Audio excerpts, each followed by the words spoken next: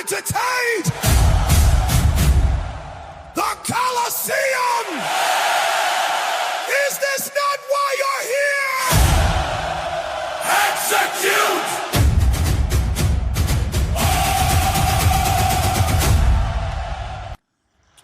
What's going on, Cranksters? Welcome back to another Scalp and Chill. It looks like today we're going to be going over Trump's remarks with the tech leaders. Looks like we're going to be having all the greats out there. Let's see. All the tech CEOs will be there. It's a summit. Let's see here. Trump support to start now. Yeah, I have everything pulled up ready for us. We're going to hear the remarks. We're going to see how the market moves. All right. I hope everybody's having a great day. I know that today's volatility was absolutely insane. We're going to be breaking that down as well because, you know, Bitcoin has not been very volatile at all. As a matter of fact, we said that this entire month, the last 40 days, that Bitcoin's volatility has been non-existent. And do not get caught. I've said this multiple times on all of my streams throughout the last 2 weeks. Do not get caught on the wrong side of this move because that candle, do not get caught on the wrong side of that candle because, again, when it happens, it is going to be violent. And that's exactly what we saw today was very, very, very tight macro compression. Just really just winding up, just completely winding up, man. Boom, boom, boom, boom, getting real tight. And when I told everybody, when we barely started to get up till about like right here, if we zoom in like on a 1 hour, we could see when we started just to barely start creeping up in here, I said, guys, this is very boring. We're at the bottom of this compression. It's a 50-50. We either were going to completely break down towards the mid 50s, low 50s, or we were going to absolutely melt faces directly up. And so again, let's go over the post real quick. I'm watching the, hold on real quick. Hold on. I need to show you guys again this right here. This is what we were talking about. Very, very, very tight on the daily, very tight macro compression. And we did end up getting the move to the upside. Now, whenever I showed you guys this last week, right? Let's look at this and let's go over to the original post that we had. Because again, here's our original post. It's very simple to understand these two charts that USDT dominance loses 8.17, the macro support. Bitcoin's targets are going to be 67 and then right around 70K, okay? And you guys could see on this macro chart here, when we were trying to break this down, we don't know where the price action is going to go. None of us knows. This is why I specifically told the cranksters, be very, very, very cautious because when this move happens, it's going to be violent, all right? And look, we did end up breaking that 8.15, and Bitcoin came directly to the macro downtrend, all right? And if we look at the post from today now, we can see we did end up getting the massive breakdown, right, on the macro support, and we came directly up to this to the macro downtrend, all right? If we want to see Bitcoin's continuation, all right, it's very simple. Right here. Let's see here, where was it at? 7.64. If we want to see the continuation for Bitcoin, you want to look at USDT dominance. You want to go back out here to the 3-day, all right, so we could really zoom out. You want to see our next big level of support here is going to be 7.72, 7.7, all right? If USDT dominance continues to break down, then you are going to see Bitcoin squeeze into that mid 70s, all right? Mid 70s. Now, if we do happen to get a reversal here on USDT dominance and we come back into this range, all right? If we come back above 8.15 and we get back above it, something like this, where we kind of just work our way up, then I'm here to tell you guys, Bitcoin is going to end up sweeping this support right in here. We're going to end up sweeping again the 61, 65. We pretty much just crushed out every single short. Bitcoin just absolutely just lit them up, man. Absolutely lit them up. It was pretty nasty. Full disclosure too, guys. I told you guys I missed this entire move. I've been telling you that a big move was coming. Do not get caught on the wrong side of these candles. The one trade that I did have though, and I'm still in, I am absolutely still in, you got to wait for price action to come to us. You got to wait for price action to come to us. And when we pull this fib level here at 24.60 down to our current low of 1500, this golden pocket here, I did take the short. I've already closed out about $9,300, $9,300 of profit, and I'm gonna let this ride at break even. So if we do rip on out of here, worst case scenario, I've locked in $9,300, and I'll hold on real quick. Man, I keep doing that. Hold on. Let me see where we're at real quick. Give me just a second. And then I'm still waiting for Donald Trump's for the speech to continue. All right. Let me get logged in to the account real fast. Give me just a second here. And we've had some nice trades today, man. We took SanDisk right after the big dump. SanDisk had a nice big dump. Yeah, this is my real hair, man. Look, I mean, that is my real hair. That's me, dude. Look, got the grays. Grays can possibly be. This is what crypto does to you, dude. It'll beat the fuck out of you when you trade it, right? You know? But yeah, that's my real hair, dude. It's all of it right there. Let's see here. Let's go back. Let's get logged in, and then we can show you guys the trades that we took here.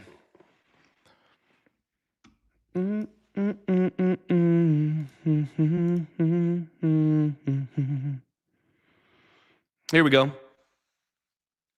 So we're still inside of this trade. Told you guys I took the what I just showed you was ETH did end up hitting that golden pocket, right? We did end up hitting that golden pocket, and current positions here, we could see I locked in $9,300 on this initial dip right here. I was hoping that, you know what, at least we can come back down to $2,000, try to hold it. If I close the position now, we'll lock in a total of $10,000, but we still have about 260K in the position, about $26,000 worth of margin.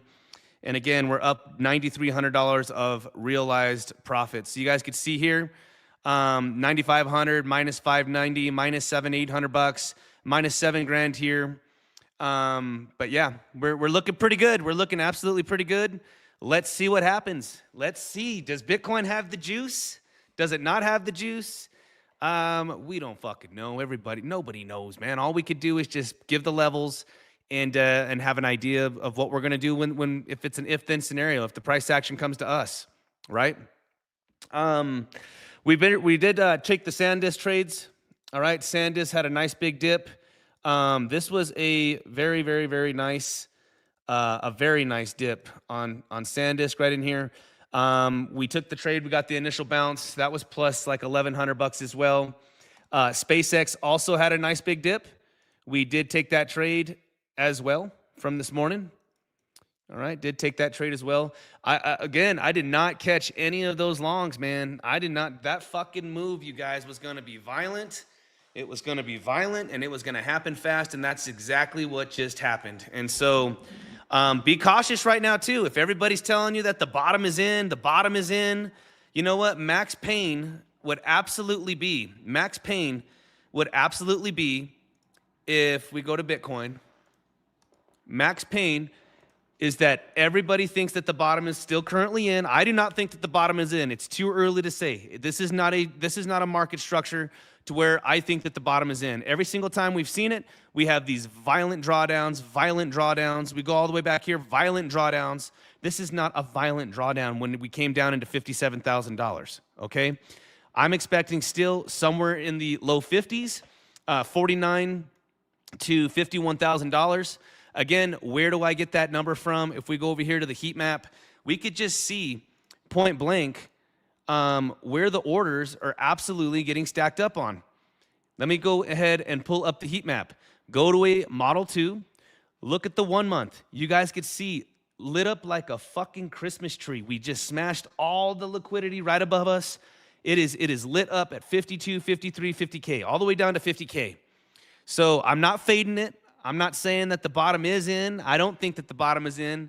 So I'm gonna just be playing it cautious, guys. I'm gonna be playing it cautious, and you guys know our trading style is to scalp the price action. We're not looking for these big moves. Also, the best time to scalp is after these big moves. If we go back over here to the chart, typically after we have really big moves, right? Let's go out to like a daily. Every single time we have a really big move, right? To the downside, sideways accumulation.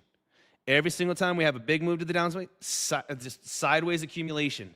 And that's really our bread and butter. When we actually have a structure, not trying to catch these insane bottoms, insane tops, you know what? This will get you wrecked. This will absolutely get you wrecked if you're trying to catch these candles, man.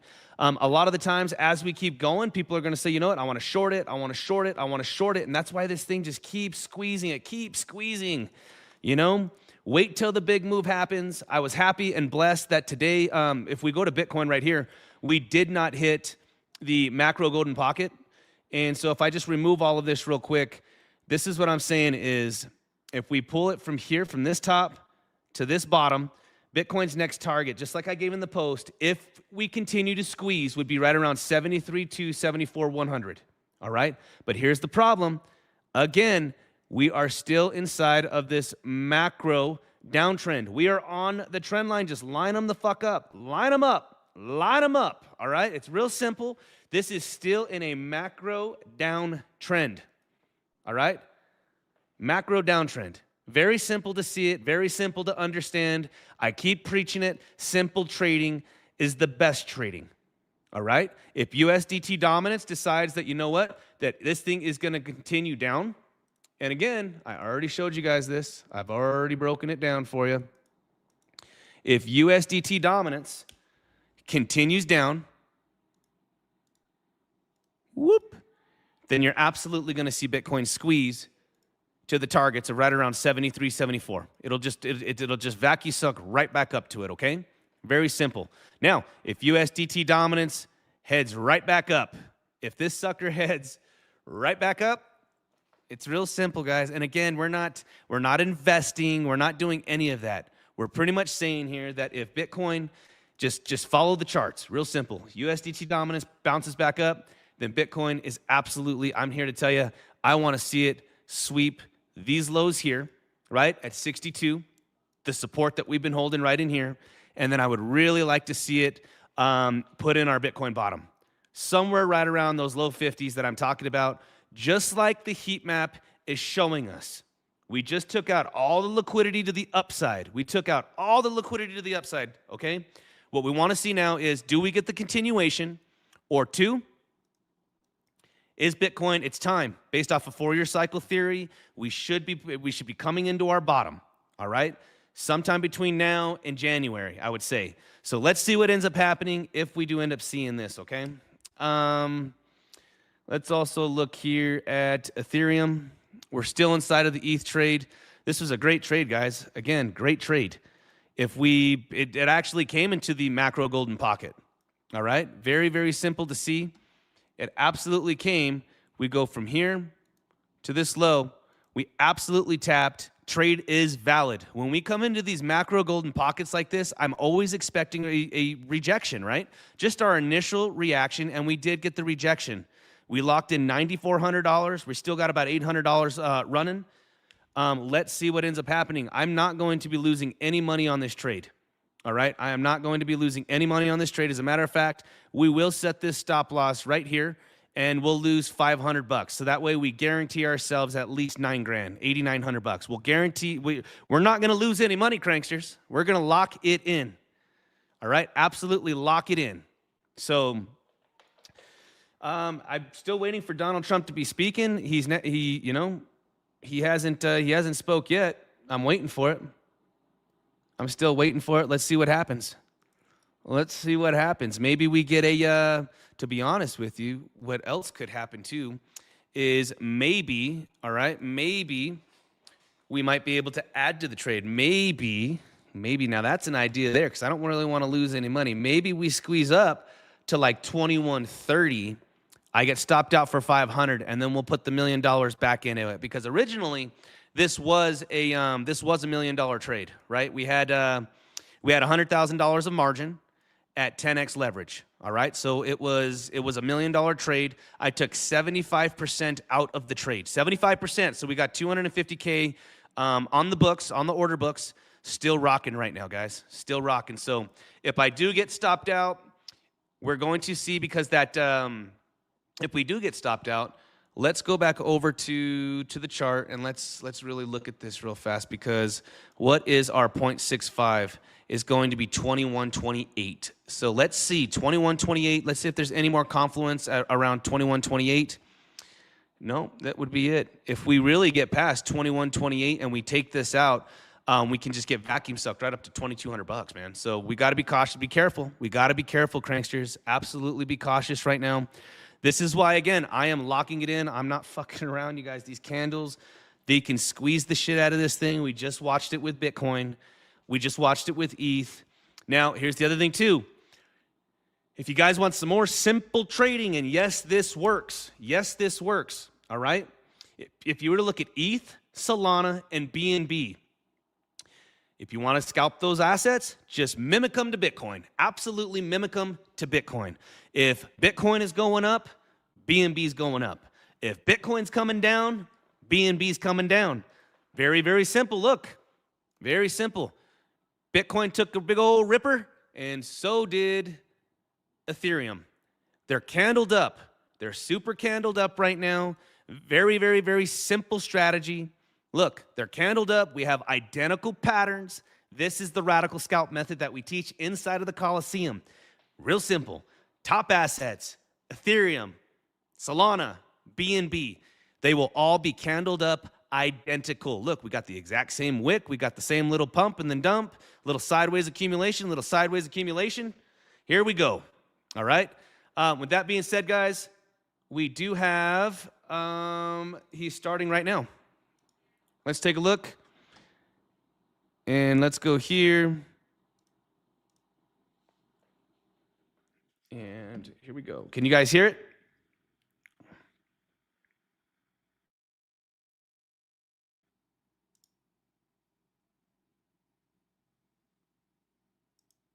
Ever meeting of the CFTC's Innovation Advisory Committee in Washington, D.C. This is a group of very smart people that are on a committee to recommend what we do. Right, Paul? They're going to be telling us a little bit.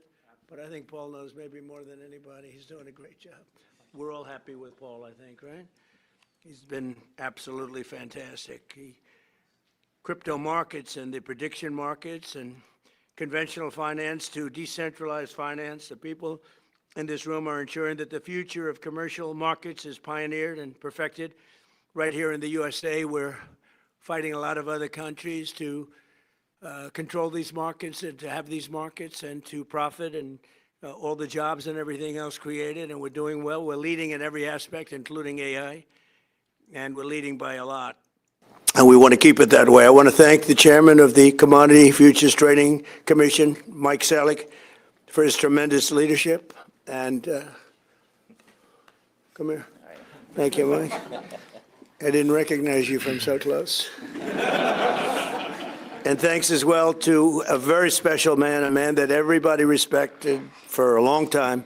Yeah, he's a man I wanted to do this job, head of the SEC.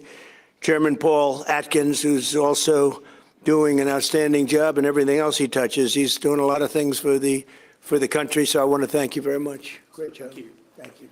Thank you very much, Paul. We're also pleased to be joined by Executive Director of the President's Council with advisors with the digital asset.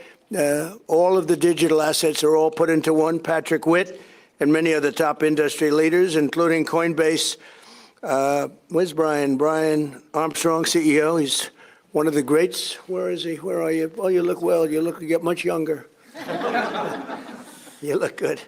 CEO of International and Intercontinental Exchange, Jeff Sprecher. One of the things, a little thing called the New York Stock Exchange. He owns a thing called the New York Stock Exchange. Quite a nice asset, right? Yes, it is. CEO of NASDAQ, Adina Friedman. Thank you very much, Adina. Great job you're doing. CEO of Robinhood, Vlad Tenev. Thank you, Vlad. Nice to see you. And CEO of Kraken, Arjun Sethi. And thank you very much, wherever you are. Thank you very much. Great group of people. We also have some others here that we wanted them. It's where's Mike, co-founder of CEO of CTO and president of BitGo, which is a big deal in the world of that thing, that little thing that's happening out there. And Brad Garlinghouse, CEO of Ripple. Brad, thank you very much, Brad. Ripple, huh? Sergey Nazarov, co-founder of Chainlink Labs. Thank you very much. Good, Sergey. Good job. Arjan, you're here. Arjan? I'm still here. You're here? You haven't left? Peter Smith is here, and Tyler and Cameron Winklevoss are tremendous people, tremendous investors, brilliant people. Chris Dixon is here, and I think I've sort of got anybody I didn't mention, by the way. Pretty much got the whole group. Good. They gave me 4 sets of lists, and that's always a little complex. You never want to say one more than 3 times. Under the crooked Joe Biden administration, the spirit of innovation that built America was under serious attack like never before. And nowhere was that more true than crypto and other new financial technologies, where we were going to be taken to the cleaners by China and other countries. The radical left tried to crush these developments with crippling regulations, brutal restrictions, weaponization. They used weaponization, political weaponization, and constant targeting that drove innovation overseas, and they wanted to drive it out. And at the end of toward the end of the campaign, if you remember, they decided they liked it very much because there were over 100 million people that were liking Trump a lot more because I was in favor of it. They were against it, and they became very much in favor of it. But by that time, it was too late. And besides, those days are all over. That was a terrible period of time for a lot of very good, very honorable financial people. On day one, we fired Joe Biden's rogue SEC chair, Gary Gensler. I think we like Paul better. Do we agree? We like Paul better? Thank you. Number one, he's smarter. He's also smarter, by the way. But we fired him. We got him the hell out of here. We terminated the so-called Operation Choke Point 2.0, which is what the name of their operation was, weaponization. And we ended the war on crypto once and for all. And it's been booming. It's been doing big, and nobody's been able to break in. China would like to break in. They're still trying, but they have been able to. I signed a historic executive order banning any attempt to create a central bank digital currency. We launched Project Crypto to modernize rules so that our financial markets can move into blockchain technology. I established the United States Strategic Bitcoin Reserve, making Bitcoin a permanent asset of the United States Treasury, which has turned out incredibly well. I also created the United States Digital Asset Stockpile to hold custody of all other digital assets, and that's exactly what it's done. It's been amazing. 1 year ago this summer, I signed landmark legislation known as the Genius Act. I named it after myself. I didn't want to use my name, so I just called it the Genius Act, paving the way for widespread adoption of dollar-backed stablecoins. And that's worked out very well. Every single American benefits enormously from our country's status as the financial center of the world, and we want to keep it that way. We're leading by leaps and bounds. We've gained so much in the last 16 months, like nobody can believe, actually. Not only that, but we have more money being invested in the United States than any country at any time in history. Money's coming in by the trillions. Our nation's economic dominance drives trillions of dollars in investments, creates millions of jobs, and expands access, credit, and capital so that every citizen has a chance to achieve what we now hear a lot about, the American dream. Young people are looking for the American dream. They weren't thinking about that 2 years ago.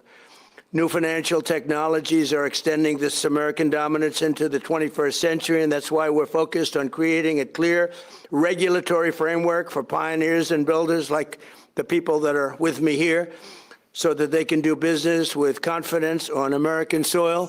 They don't have to go to other countries to do their business. We're ensuring that America remains the undisputed leader, not only in Bitcoin and crypto, but also technologies like prediction markets, artificial intelligence, and much more. And we're leading in every single one. And I will tell you, the AI, the artificial intelligence, we're way ahead of number two. Number two is China.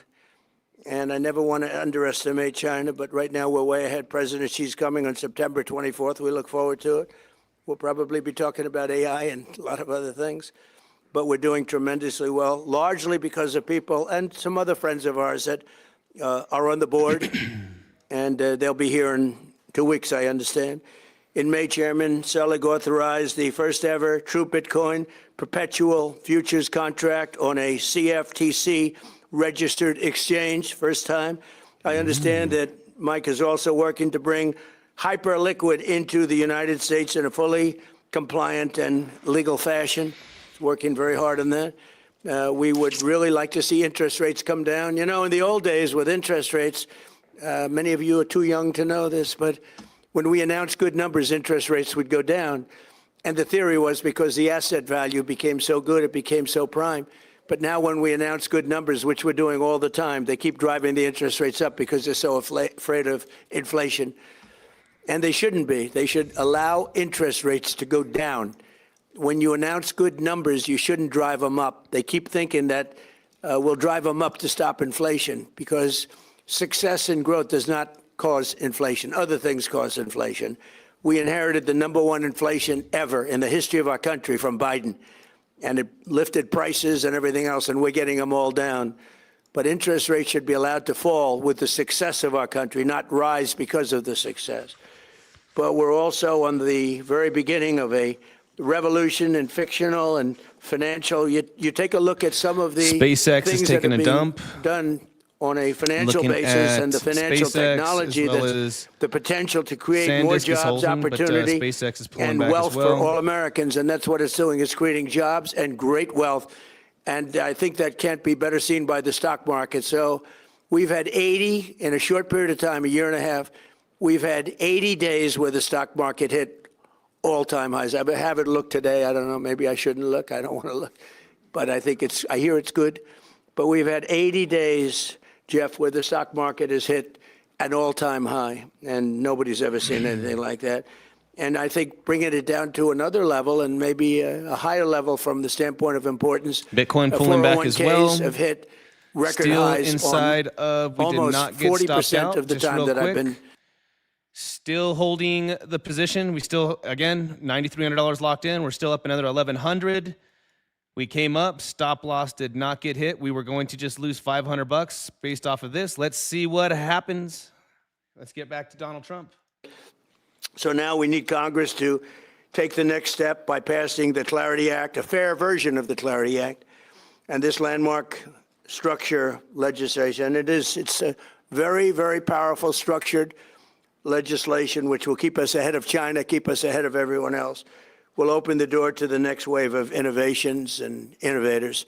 So I'd like to ask Chairman Selig to say a few words and a little bit of the details about what we're doing, and then we'll follow it up with Chairman Atkins and Coinbase CEO Brian Armstrong, Intercontinental Exchange CEO Jeff Sprecher, Robinhood CEO Vlad Tenev, and Kraken CEO Arjan. So we have that all set, and let's get going. And you know what? If you want to speak for a very short period of time, that's okay too.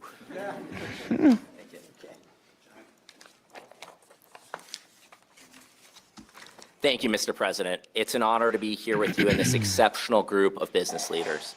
Thanks to your leadership, the era of political lawfare, debanking, and regulation by enforcement is over. Innovators like the people in this room are welcome to the White House, not railroaded to the big house. And the new frontier of finance is being built right here in the United States of America. From day one, this president has been clear. America will not fall behind and allow other countries to take its place as the greatest country on earth to build a new technology, operate a business, and invest for the future. The world will run on the backbone of American technology. Under President Trump's leadership, we've codified the Genius Act, established a strategic Bitcoin reserve, drawn a clear line in the sand between crypto securities and commodities, launched the first U.S. crypto perpetual, and protected the rights of software developers. We've exiled Gary Gensler, defeated the anti-crypto army, and made the United States the crypto capital of the world. I'm proud to be working with Secretary Lutnick in the Department of Commerce as well to make America the compute capital of the world. This may be the most important commodity of our day. Some call it digital oil, and America needs to dominate these markets to win the AI race. We've also protected federally regulated prediction markets from rogue state attorneys generals like Letitia James, who seek to nullify federal law and drive these markets offshore to unregulated and foreign venues. American dominance in the technologies that will define the future remains unmatched. We are truly in a golden age of American innovation. Now, the United States has a choice. We can either write the rules that define the next generation of financial markets, or we can let other countries write them for us. With Congress advancing the Clarity Act towards the finish line, we stand ready to implement the bill once the president signs it. But we'll use every tool available to move the president's pro-innovation agenda forward in the meantime. Tomorrow at the inaugural meeting of the CFTC's Innovation Advisory Committee, I look forward to sharing more details on our regulatory path forward. A path forward that provides greater certainty for innovators while reinforcing confidence in our markets for decades to come. This president has assembled an extraordinary team of entrepreneurs, builders, investors, and business leaders advising in government, like David Sachs, of course, and Patrick Witt. This real-world experience has already brought valuable perspectives into policymaking, and it will continue to pay dividends for the American people. Innovation depends on regulatory clarity. Clear rules create confidence, confidence attracts investment, and investment creates jobs, strengthens our markets, and keeps the world's best talent building here in America. Mr. President, thank you again for your leadership and for making American innovation great again. The work we're doing now to shape the future of our great nation will do measures for decades to come. Now, I'm honored to introduce the most pro-innovation, pro-free market SEC chairman in America's history, and it's not Gary Gensler, of course. It's Paul Atkins. So, Mr. Chairman, please.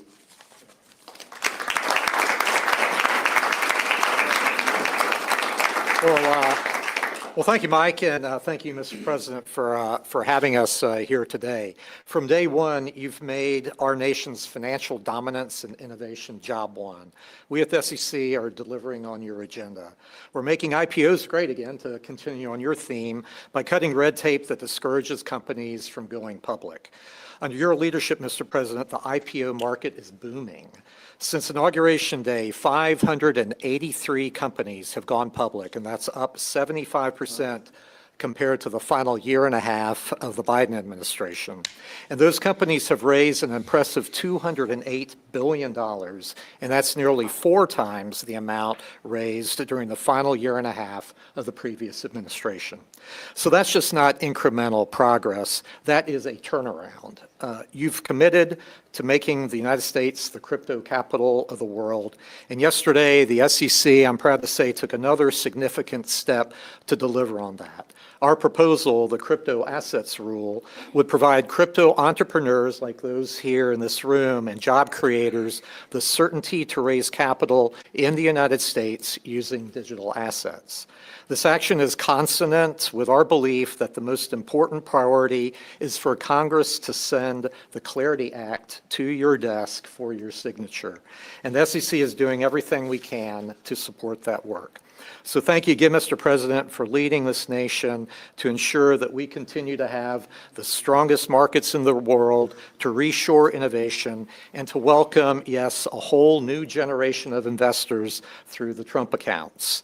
So under your leadership, we will make sure that the greatest advances of the technological frontier are right here in America. So thank you very much.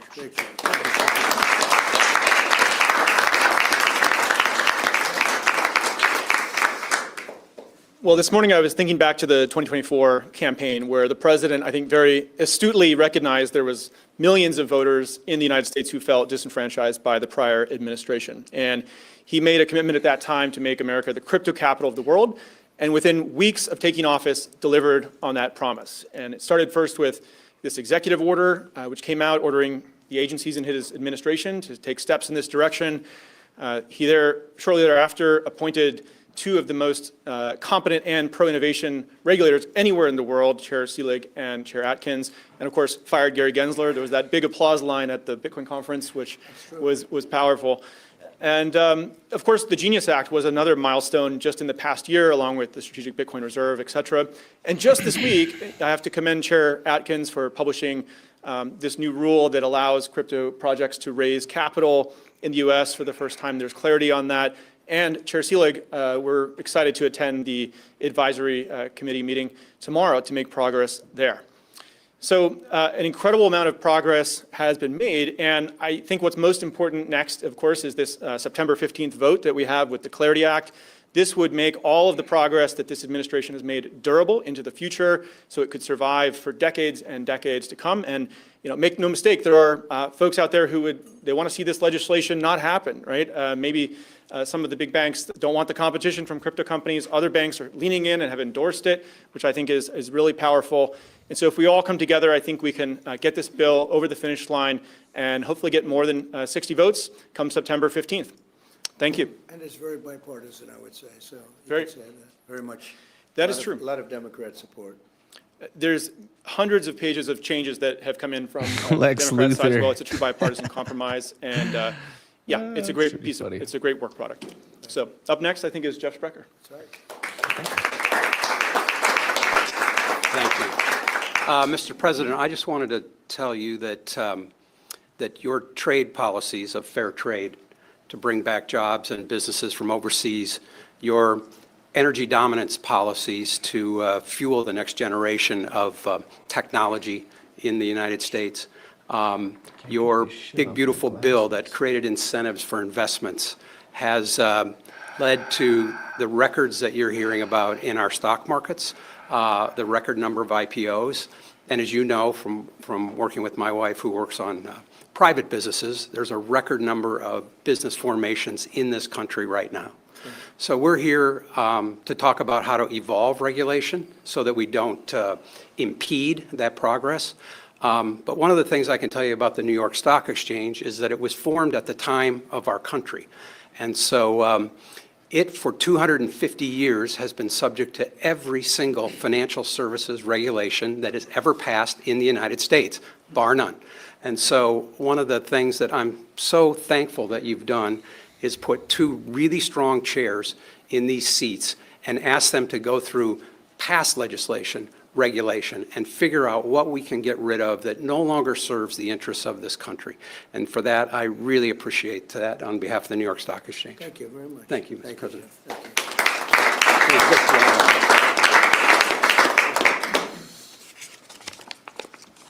you. Mr. President, thank you for bringing us together and for your work to ensure the next generation of Americans has a stake in the country's economic success through the Trump accounts and many other things.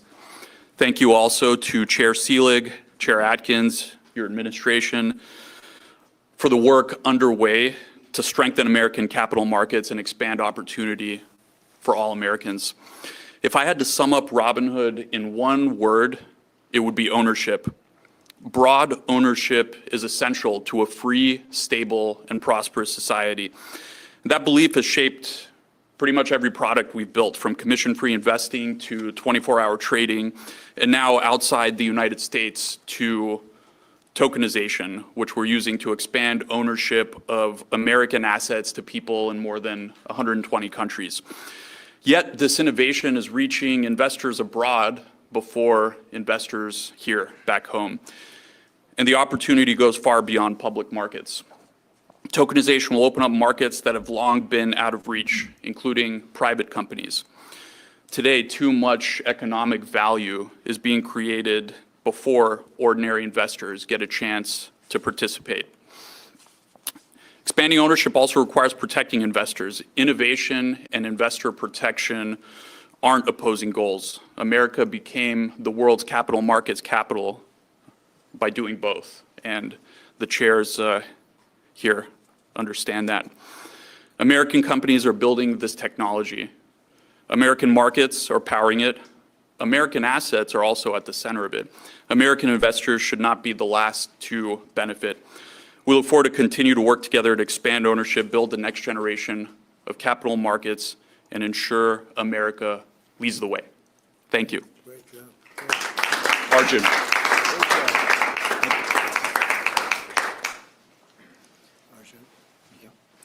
Hello, everyone. I was thinking about what I was going to say today. Most of the time, I don't speak too much, but the first time I met the president, he said, "What does your company do?" And I said, we're a startup. we move at warp speed, and the first thing he said is, why not at Trump speed? So we started acting in that way. Look, our mission at Kraken isn't about Kraken. Brian created Coinbase, Vlad here, you have ICE, NASDAQ. They created the world markets. And all we're trying to do is make sure that everyone in America has the ability to be able to succeed in the same way that we did. And that's essentially how we think about it. So our motto at Kraken has been fix money, we fix the world. Thank you, Mr. President. Thank you very much, Greg.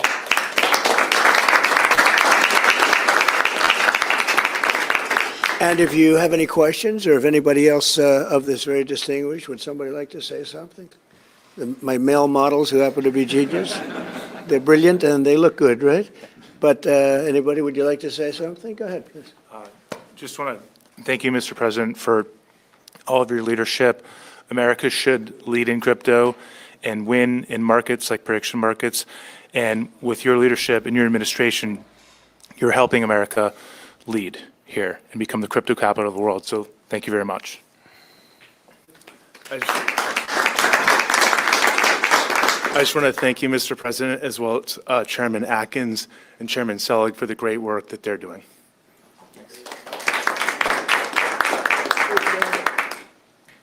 Thank you. Yeah, I just want to say that what Chairman Selig and Chairman Atkins are doing and the President has enabled with his leadership is actually working. So if you look at stablecoin usage and adoption, it's increasing the usage and distribution of the US dollar at higher and higher levels than our industry has ever seen, specifically because of the Genius Act and the movement of more and more treasuries into stablecoins and therefore into more and more hands across the world. And now the tokenization of equities, thanks to Chairman Selig's and Chairman Atkins' great work and collaboration and actual work together rather than working against each other as before, is going to distribute US equities globally and increase the distribution of those. So, we power a lot of these applications and companies, so we know what the numbers actually are, and they're massively increasing because we have regulators and leadership that enables the success and distribution of these US-based assets. So there's actually a very real and tangible outcome that's really now benefiting the US and adoption of US-issued assets and the US dollar. So I just want to mention that. It really is working and hitting all-time highs. So thank you very much. Sure. Thank you. Mr. Shane Ling, the Link Lieutenant himself. So if you have any Link questions, Captain. we have a meeting next Sergey. week with the AI people. The top people are coming in, so we can talk about that. But we're leading by a lot with AI. We want to keep it that way. We want to regulate, but we want to have it regulation where they can continue to lead, not regulation that's going to stifle a very important industry. I think maybe bigger than the internet, bigger than anything anyone's seen. And we're helping in that regard, especially with regard to allowing them to produce their own electricity, which everyone thought was crazy that it would never be approved. We're getting them fast 2- and 3-week approvals. They're building some of the greatest electric plants anywhere in the world because our grid is old and tired and weak, and they're actually giving the excess electricity into the grid, but they're building power plants that nobody's ever seen anything like it. We're not using the power from the grid. We're using brand new power, so it's a great thing because that misconception has been out there that we're taking electricity. We're actually creating electricity, and that's something I was proud of because that was my idea. Nobody believed it. Actually, it went along for 2-3 weeks. I said, how come these guys aren't submitting? Well, they thought that you were just kidding because that's the way it's been in this country. Nobody would ever say a thing like that. But no, they're building power plants, the likes of which, all different, fueled all different ways, but the likes of which we've never seen. The people that are in the power business said we're seeing things that we've never seen before because a very high level of intelligence is doing it. So it's been great. Okay, any questions? Mr. President. Yeah, please. Mr. President, does the administration have any plans to accumulate sizable amounts of Bitcoin or other crypto? Well, it's been talked about. I think I'd probably rely on Paul and the whole group for that. He'll make a decision. You guys will make a decision. And you'll let me know. But certainly it's been talked about. It's taken a lot of pressure off the dollar. It's been very, very good for the dollar. And I think if you came in with recommendations, two of you, if you came in with some recommendations, I would certainly listen. It seems to be a pretty big subject. Yes, please. Hi, President Trump. I have 2 quick questions. Go ahead. Don't get around here much. So my first question is, we're talking about AI and crypto a lot. Right. You won overwhelmingly with working class Americans in 2024. Tens of millions of working Right. class Americans many of them, they say, we love President Trump, but we're still cautious about AI and Yeah. crypto. What do you say to those who are still reticent to embrace this?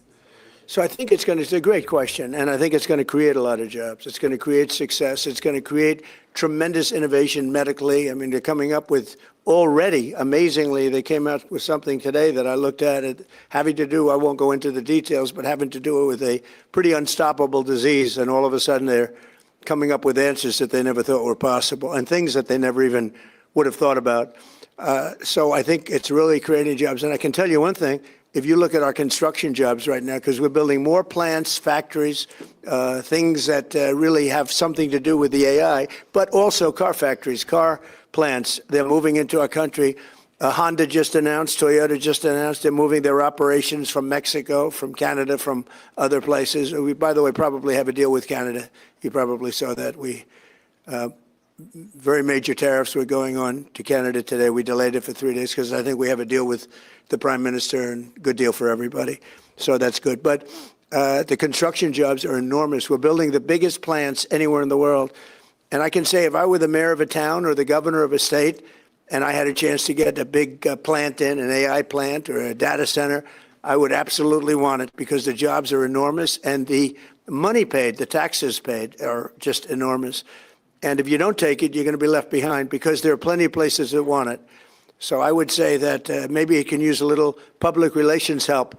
But if I were a governor or mayor, I would want that plant in my community. And many of them are designed in a very beautiful way. It's really very positive. Okay, thank you. A little off topic. So you mentioned Joe Biden and some of the past leadership, and it's been about 69 days since we've seen Mitch McConnell. Sometimes when you look at Congress, it looks like the cast of Yeah. Moon.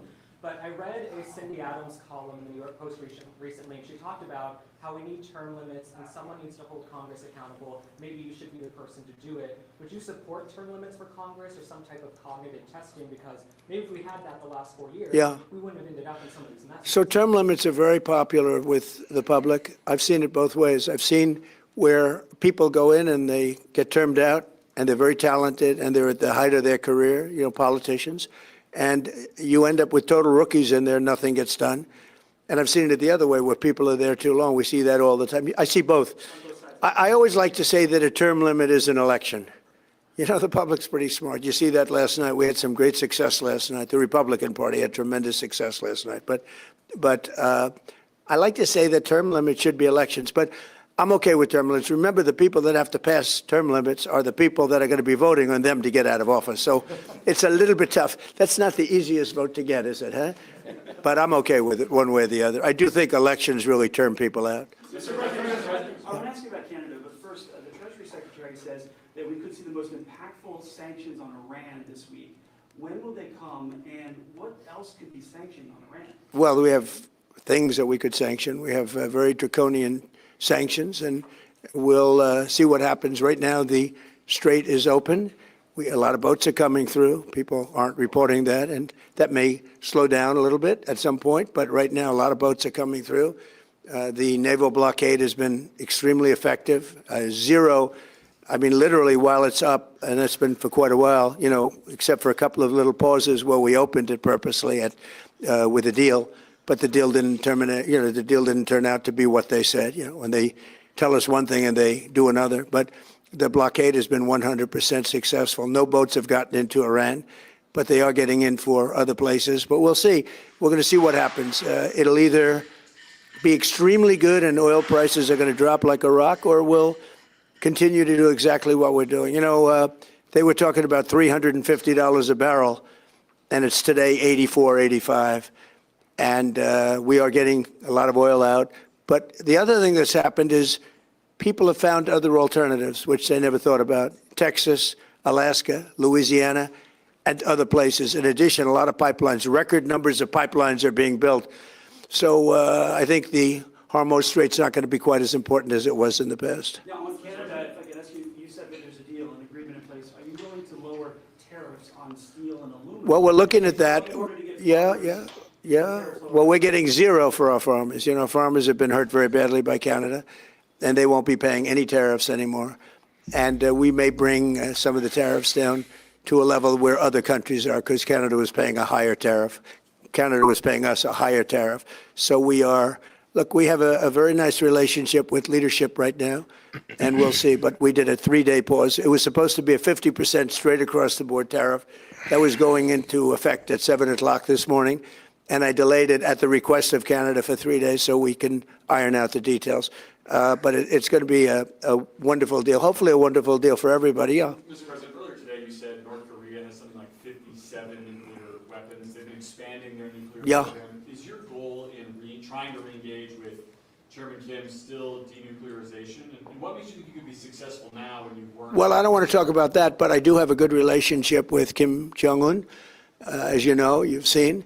He didn't like Biden. He didn't like Obama. He didn't like anybody, but he likes me, and I just got along with him very good. We had great meetings. We speak, and I think our nation, and I think other nations, frankly, whether it's Japan or South Korea, they're a lot safer if I'm president than if somebody else is president. Now, I didn't like the fact that we're doing these massive military exercises, really against North Korea. It was an exercise against North Korea.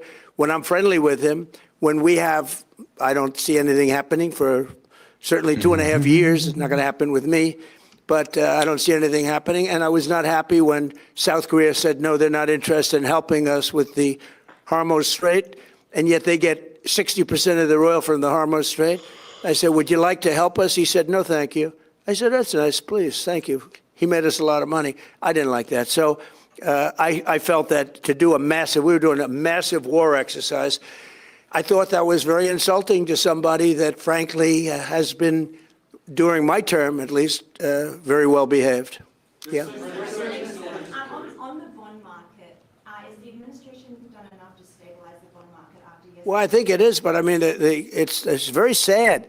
Every time we do great, we announce great numbers, the interest rates go up. And they go up because they want to stop inflation. They should go down because the country's strong. You know, I see countries like Switzerland where they're the #1 lowest interest rates, 0.5%, and we pay 3.5%. And yet, if we stop doing business, for instance, I have the absolute right to cut off all business with a country like Switzerland, like anything. So why are they prime if I can cut off the business and they are no longer functional? And yet they're considered to be like an elite country. And I don't want to single them out because there's 60 countries like that.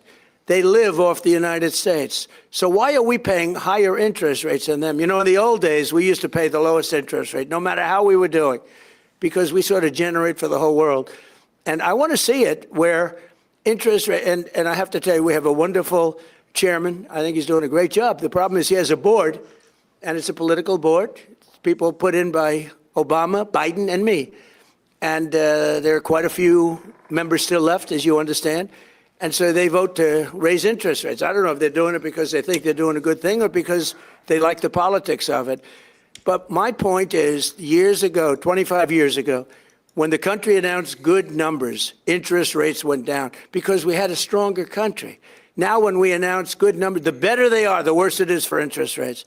So we could have a GDP of 10 times. You know, they say, oh, it's going to be 3 times or 4.1. We could have a GDP of 10, 12, 15 times if they just leave us alone.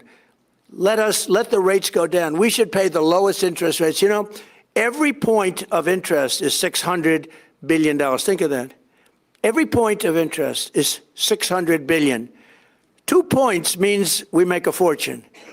But we keep driving it up. It's a very unfair system. And I've said it now for a long time.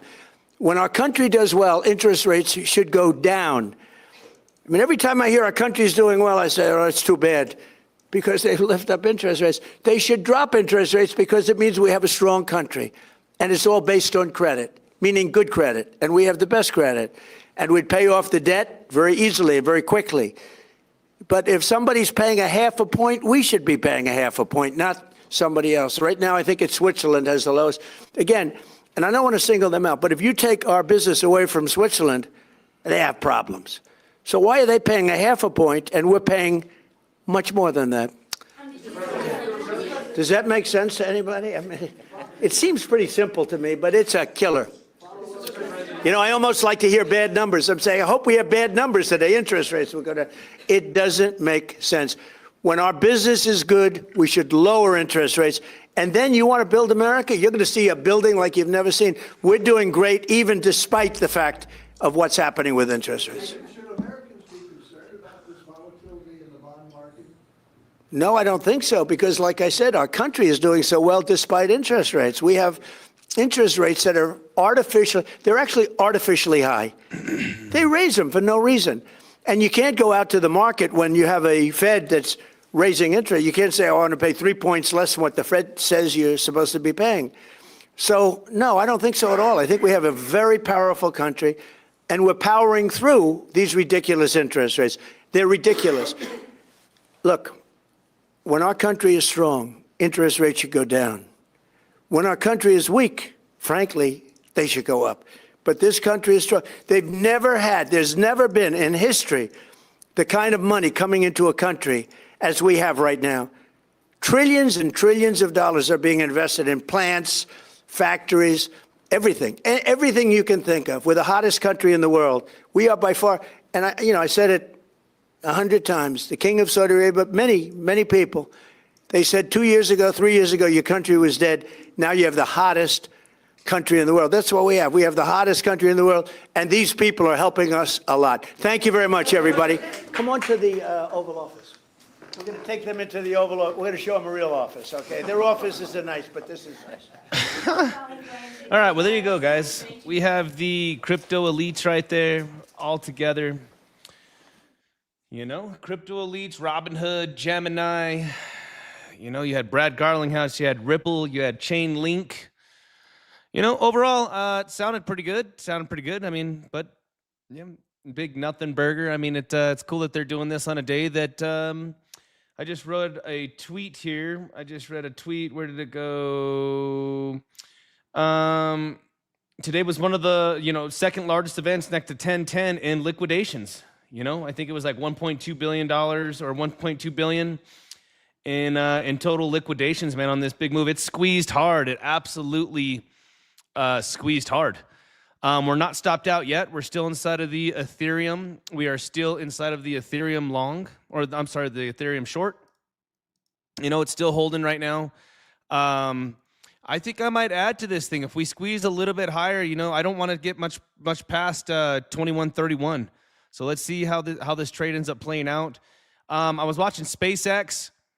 Was going to take a long on SpaceX here just for a little pop. This thing has just been just kind of going sideways right now. We got a little bit of a support here. Little SpaceX scalp. Maybe she comes in here for something like this, just like a lower high. You know what I mean? Squeezes up here. That'd be kind of nice. Make a couple grand off of that. Nice little move. Let's see, what would that be? About a 1% move, 0.9% move. For SpaceX. Shout out to zoomex as well, guys. I've been trading on zoomex. I really have been enjoying trading SanDisk, SpaceX, a lot of the stocks. I know Circle stock today went boom. And Circle, we were looking at it right around $59, 59 to 61 bucks before we got the nice big pop. And we could see here, I mean, anything right down here around 59 bucks. You had plenty of time to get in, whether you were going to do your spot purchases, your futures. But this looks good. I love seeing whenever we come down macro support here, and we do start to get a little rounding out. When we started to round out like this, kind of just slow down, it's long in time, stops directly underneath. And this is a nice trade. This is another very, very, very nice trade. It's ripping, man. I mean, you guys could see from here to here, we're up 36%, 37%. SanDisk had a nice big pullback. We were trading SanDisk also on zoomex right around 11.12, 11.15, which is going to be right around here. 11.12. Let's see here. Yeah, 12.15, right around this area. It wasn't below this. Yeah, it was right in this big accumulation zone before we absolutely went parabolic again and did another. What was this? Another 80% pump. I think this was 80 or 50% pump. I'm sorry, 50% pump. It's been pulling back a little bit today when the SPY pulled back, SpaceX pulled back, and a few others. We did take that trade here. Kind of just this little double bottom area. I just wanted to say, does it get a good bounce in? Does it get a little bit of a bounce? It did get the bounce. It's doing it again. It's playing on it. But again, shout out to zoomex. It's been awesome, absolutely awesome trading some of these equities. The other thing too that I'm going to be making an adjustment here in the Coliseum is that when we trade these things and we're in at some of these lows, I don't think I'm going to be scalping these assets. I don't think I'm going to be scalping them. And the reason being is, sheesh, like let's just look at SpaceX real quick. We have a very big support right here that we've been playing on right around 139. And that's like right here. So 139, when these fucking things run, man, they run. They run for the whole day. It's just not just these pump and dumps. They run the whole day. Brother, I'm telling you, these things run for the whole day. This morning when we took the SpaceX long from down here, I told the Coliseum every single time we have these pullbacks, they have absolutely been bought up and popped. Get these pullbacks, we get these great pops, right? Every single one of them. Every single one of them. Look, got these pullbacks followed by the big pop. We get this pullback, right? Followed by the big pop. So even today, just the moment the SPY started turning around, when the SPY started turning around, and let's go here. Again, we had a nice big sell-off this morning. Nice big sell-off. The moment this started to turn around, right? And we got this reversal and we got the pop, it was totally time to start trading the SanDisk on the little pop, the SpaceXs on the little pop as well. So again, been really enjoying trading the equities over on zoomex, guys. If you don't know, make sure lock in your VIP tier 2. This isn't just a promotional thing. This isn't just a, hey, come in and jump in and get your first month of trading fees. VIP tier 2, I understand that new traders are getting absolutely mauled by trading fees. VIP tier 2 is like VIP tier 6 on almost all your other major exchanges. This has been our partner for the last 2.5 years in the Coliseum. And also get into the Telegram. We're doing this. I streamed for almost 4 hours this morning in the Telegram before we decided to do the Trump speech live. And that's where we're taking these trades together.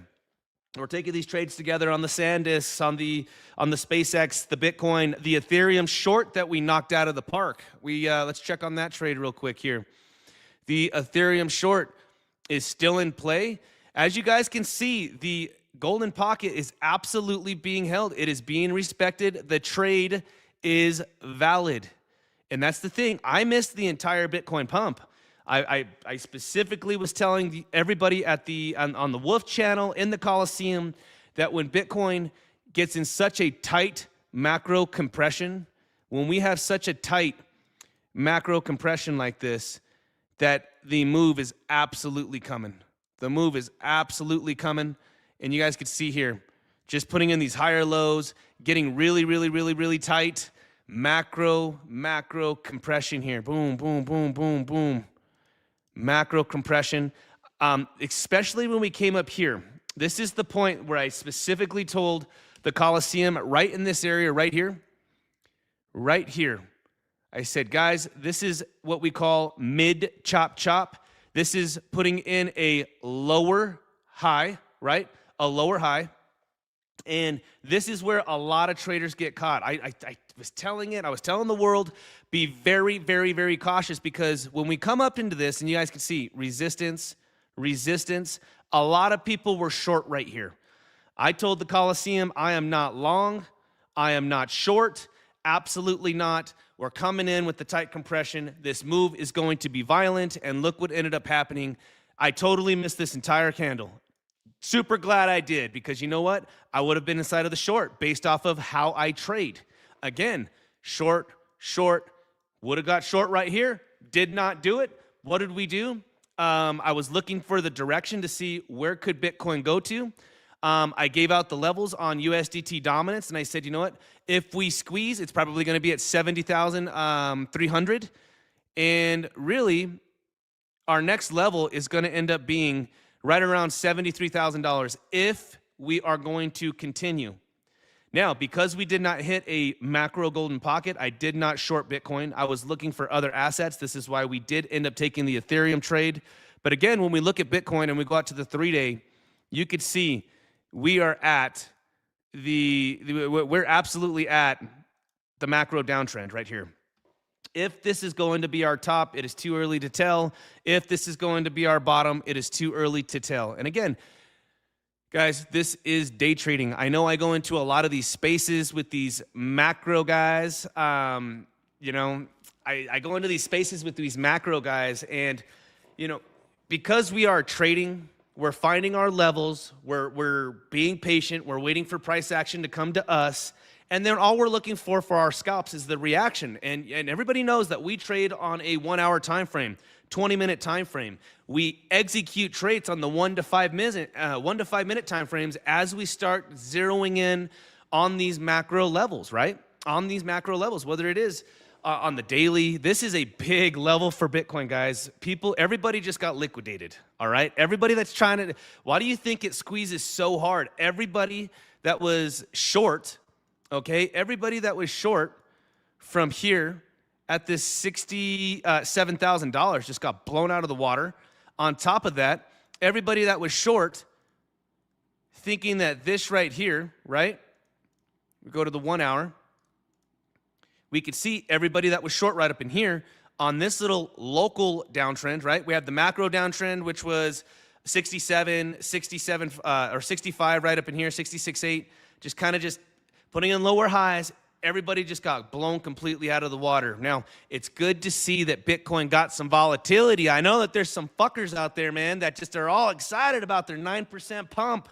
You know what? Good. I'm glad that Bitcoin's volatility is coming back, because I need Bitcoin's volatility to trade. You know, we don't, but here's what's different in the Coliseum. In the Coliseum, we are not looking for these massive pumps. Absolutely not. We are not looking for this, okay? It is impossible to say, you know what, I'm going to long this thing, I'm going to short this thing based off of the structure. We do not look for that. In the Coliseum, what we like is excellent sideways accumulative crab market price action. People that hate this, I love this right here.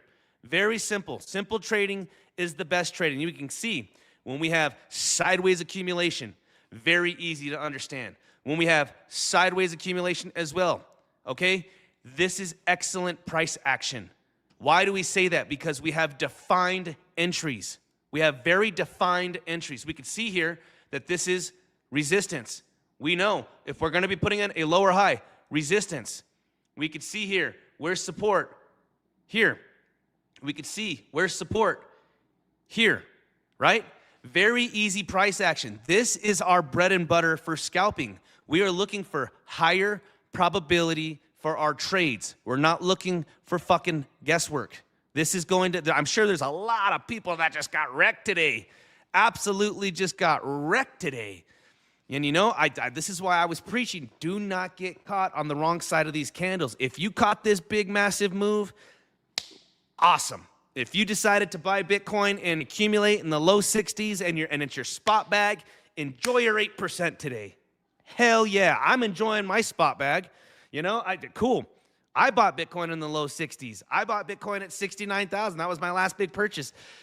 So, you know what, cool. That's investing, but I'm not doing anything with that money. I'm not doing anything with that Bitcoin. It's going to sit there for the next 18 to 24 months until we get into our next bull cycle. But again, when we're day trading, when we are trading, whether you're going to be swing trading, whether you're going to be scalp trading like the way we do, we understand the market that we trade. And these are not the moves that we are looking for. I was very cautious. Everybody knows that. Recorded spaces, whoop spaces, the Coliseum. The big move was coming, 50-50. Now, what I want to see Bitcoin do is either one, sideways trade, right? Give us a nice little sideways price action. I would like that. If we could do something like that to where we just kind of go sideways, or even if we do like a little flag like this, or if we do like another parallel channel, something like this, where Bitcoin kind of comes in, put in a lower high, take the little short, stops right above, I will be looking for this price action as well. I think that the big move has already happened. I think Bitcoin could totally cool off just a little bit. Another thing that we would like to see for Bitcoin, right? When I say simple trading is the best trading, I am not a breakout trader. I like taking the breakout retest, right? We like taking a good breakout retest. And what would that look like? We could see here, boom, resistance, boom, resistance. We finally get the breakout. Let's turn $67,000 into support. Let's flip this into support, and then let's go up towards that golden pocket right around $73,000 that we've been talking about. That would end up being another trade I'd be interested in. I'd be interested in something like this for sure. You know what? We get the breakout, retest. Let's rock and roll. Let's take the trade. Let's see what kind of damage we can do, right? Let's see what kind of damage we could do. For our Ethereum trade, it looks like I'm still on the game. I'm still on the chips right now. We're not stopped out just yet. We're not stopped out. I have it right above this. I told you guys we're only going to lose about $500. The thing is do I want to log back in and look at this trade and maybe adjust that and maybe layer in some more? Because Bitcoin it's not running right now. Look, Bitcoin, I already told you guys, I would like to see maybe a lower high, something like this, and then we could start our sideways accumulation action. We also have to be waiting for tonight. What is Asia going to be doing tonight? I love trading the Asia session, right? And here's the reason why. All right. A lot of the times, Bitcoin has been pegged to the legacy markets, right? And what do I mean by that? Legacy decides to dump, Bitcoin gets the dump. Legacy decides to pump, Bitcoin hasn't been doing anything. I think this is the first time, right, in just a couple of days, that Bitcoin has kind of decoupled away from the SPY and some of these tech stocks, right? It's totally been decoupled. And it was good to see that Bitcoin had its volatility. We finally got some volatility back into Bitcoin, but don't get too excited just yet, guys.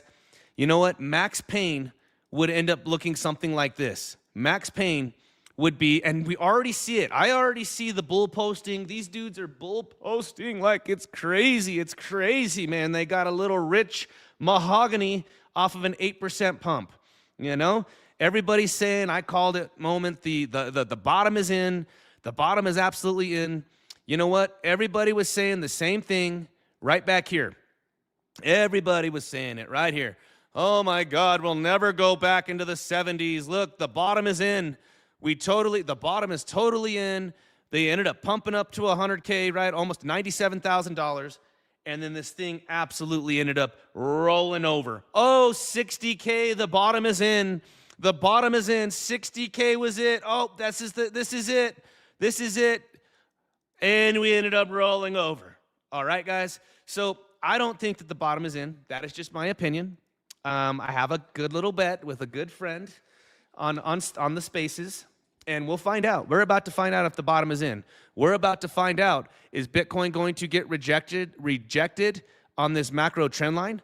Is Bitcoin going to end up squeezing and ending up coming to our next target, close to $73,000?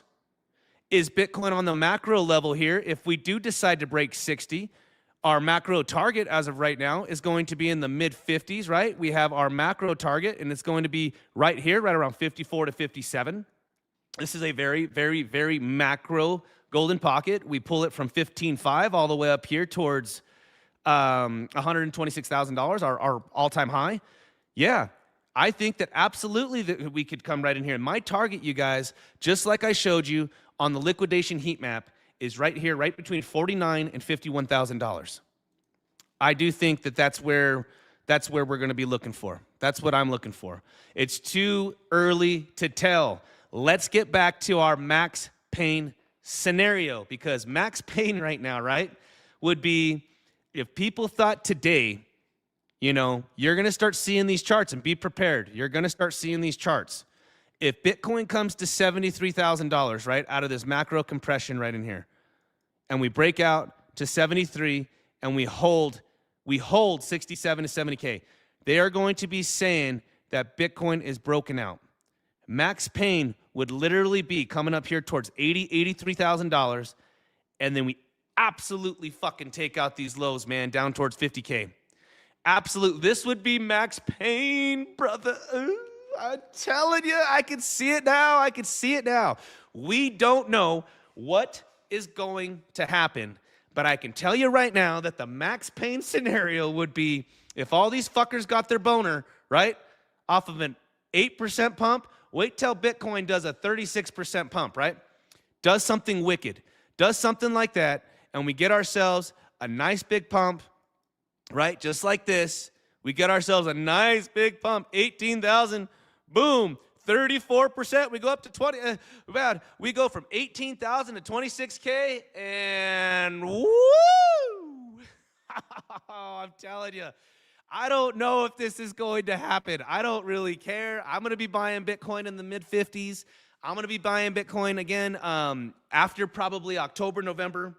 As we go into this, to the ending of the 4-year cycle, remember, we always go through a long accumulation phase. Every single cycle, once the Bitcoin bottom is in, we're going to go through a nice long accumulation phase. If we go over here to BTC USD and we go to Bitstamp, right? Just an old chart. We go through these long accumulation phases right here. Look, there we go. You got 2017 through 2019. Long accumulation phases. You guys got 22 all the way here. Long accumulation phases. We are going to enter our next long accumulation phase. Absolutely, regardless of where the bottom is in. And that's what I'm keeping my eyes out for. I understand that based off of 4-year cycle, how this market's been running for almost 17 and a half, 18 years, that I do think, all right, I do think when we start going through this sideways long, accumulation phases, I'm going to be absolutely loading into the Bitcoin. I don't give a fuck if the bottom is in right now, that I missed, what, a 20, 30%? Who gives a fuck, dude? I have leverage. I can literally, I could do a 2x leverage and rock this thing out, whether I own the Bitcoin or not. I'll make up the money. I'll buy the Bitcoin. And I think I'm going to do a little challenge right now. I think I really am. I'm going to probably just trade with 20 grand. And just kind of for the macro space, guys, it's hard for people to believe that they actually day trade for a living, have a community. We actually do this for a living. I actually buy my Bitcoin with my trading profits. I think I'm going to start a little video to where I just trade with 20 grand.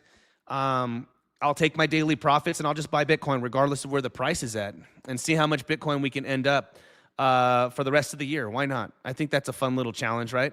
I do. I think that's absolutely a fun little challenge. Just trade with 20 G's, try to rock it out and see what we can, see what kind of damage we could do, man, with 20 grand and whatever leverage we're going to be using, right? But again, max pain scenario would absolutely be we squeeze a little bit higher. Everybody's just absolutely calling. Max pain is not to the downside right now. Max pain, with as much excitement that we just had, would be we squeeze up a little bit higher, 76, 82s, 83s, even take out the 85s. And then everybody is going to be saying that the bottom is in, and that's when it happens. That's absolutely when it happens, guys. So again, congratulations to people that ended up catching the pump. What is my ETH trade doing here? What is my ETH trade doing here? Are we stopped out? Did I get stopped out? Yeah, I got stopped out. I think I got stopped out. I'm looking at it right now. Hold on. I'm not logged into that account right now, so I hope everybody's having a wonderful day. I mean, that was kind of cool, right? Go see Sergey and Ripple and the Ripple peeps and all that, you know what I mean? That was kind of cool. Let me read some of this. Trump announces regulators. Let's see here. Yeah. I don't know if it's a bull trap, man. I mean, I know that right now everybody's bullish as can possibly be. I didn't catch any of this move right here, man. What I did catch is I caught the Ethereum short. We made 9 grand on that short. Here, let me pull up my, give me just a second. And here's the other thing too, guys. A lot of the times, this is the way this works in all of these markets. The initial move is typically the false move. Okay? The initial move is typically the false move. We got the pop. Yeah, I did end up getting stopped out here. So let's see what we ended up closing out here. So on this trade here, guys, we ended up locking in $8,000 on this trade. We locked in 8 G's on this trade, okay? Looks like after my fees, I moved that stop loss just a tad. I moved it just a tittle bit right above this instead of this guy right here. So we did end up locking in $8,000 on this trade. That's a pretty good trade. Pretty good trade if you ask me here. You know, what's Bitcoin doing? Is it looking like it's getting ready to have a little pop? Let's see. Is Bitcoin going to have itself a little pop? Who knows? ETH, I'll be looking to maybe take this short again if I'll be looking to take the short again. Yes, yes. I did see that. I did see BTCC. They had that scam wick. A lot of people got leveraged out. You know what I mean? That scam wick ended up touching low 50s, 55K. To the high side, it was $85,000. You know, that's absolutely crazy. You know what I mean? Yeah. I'm looking at ETH. ETH and Bitcoin are both getting their pop. They are getting their pop. I want to see. Yeah, let's go back to this real quick because I want to show you guys a lot of the times the initial move is always the fake move. And that's what we're seeing right now. We ended up getting almost every time, guys, that we get the initial move, it's the fake move, right? So let's see what ends up happening. Let's see if this is actually it. Who knows? I don't know, guys. Like I said, we already just made $8,000 off of our ETH short. You know, I missed this. I don't like this kind of price. I don't like these massive pumps, guys. You'll never see me, you know, oh, I called it. I called the pump. Bitch, you didn't know that this was going to happen. Oh, I called the dump. Oh, you don't know that that's going to happen. Nobody knows, especially like right here. Nobody knows, you know? Nobody knows what the hell is going to happen. I could tell you that with our trading style, with our probabilities of our structures and our strategies that we do, our edge in the Coliseum is that we like sideways accumulation markets. This is what we like to trade. Absolutely love to trade, okay? That's our bread and butter, guys. That's our bread and butter, cranksters. We streamed for 4 hours in the Coliseum in the Telegram group, and then we also streamed, I mean, today live. So it's been good. I know we have some OG holders on Hype. Hyperliquid, look at that. Just absolutely just ripping, man. Absolutely just cooking. This sucker, I thought it was going to put in another all-time high. 72, I mean, and fast. Absolutely fast. Look at this, man. From 58 to, I mean, just a 25%er, huh?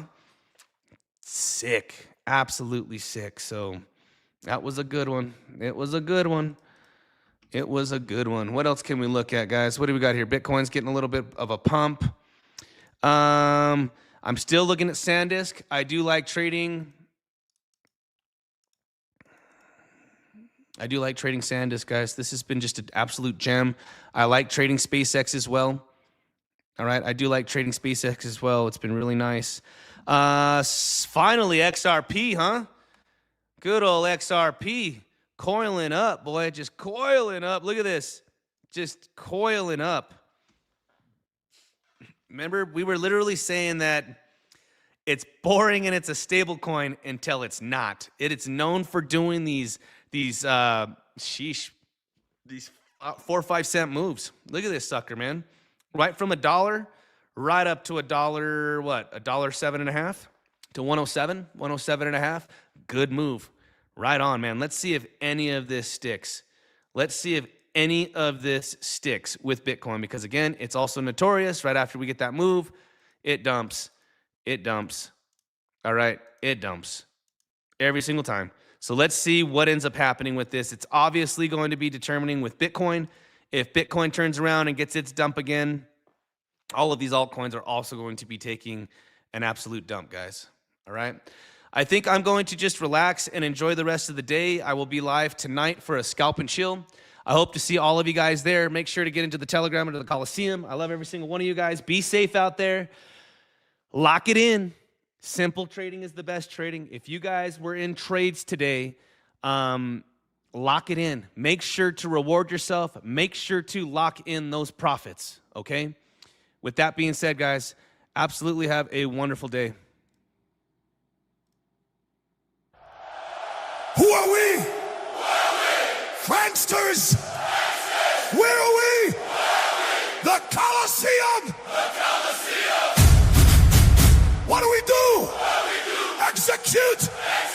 Are you not entertained? The Coliseum! Is this not Execute!